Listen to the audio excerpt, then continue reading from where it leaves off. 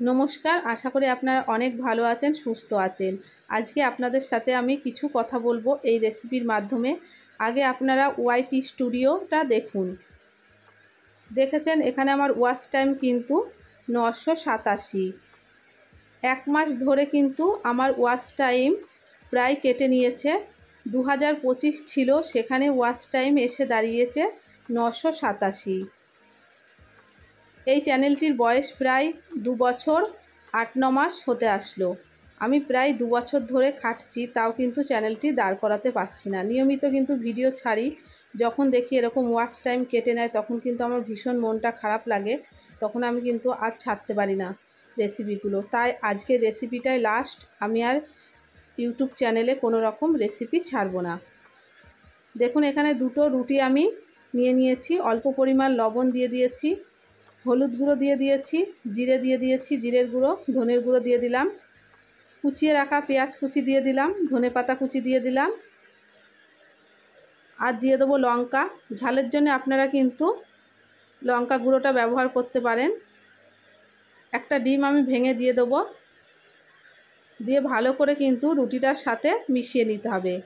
এই রুটিটা কিন্তু বাসি রুটি ছিল, বাসি রুটি ফেলে না দিয়ে এইভাবে যদি আপনারা এই নাস্তাটা তৈরি করেন তাহলে কিন্তু বাচ্চা থেকে বড় সবাই খাবে, আর খেতেও বেশ দারুণ সুন্দর লাগে।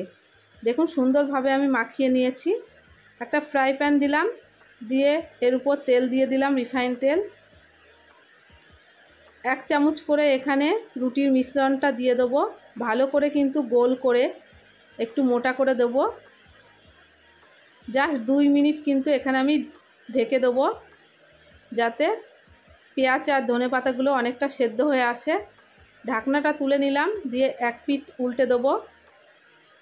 দেখুন নিচের পিঠটা কত সুন্দর লাল হয়েছে। এই পিঠটা ভালো করে উল্টে আবার 1 মিনিট কিন্তু আমি এখানে ঢেকে দেবো।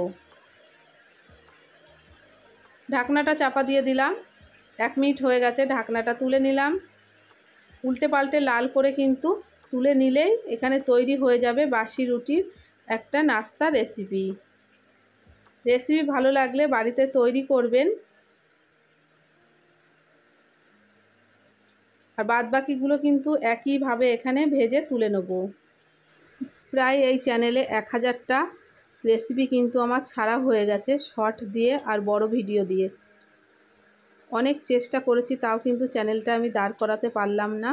তাই আমি এই চ্যানেলে আর কোনো রকম ভিডিও ছাড়বো না। আমি জানি না কী কারণে ওয়াচ টাইম কেটে নিচ্ছে, আর ভিডিওগুলো আমি ছাড়ি সত্যি, কিন্তু কেউই পুরোপুরি দেখে না, আর ওয়াচটাও পূর্ণ হয়নি। এটুকুনি আপনাদের কাছে বলার ছিল।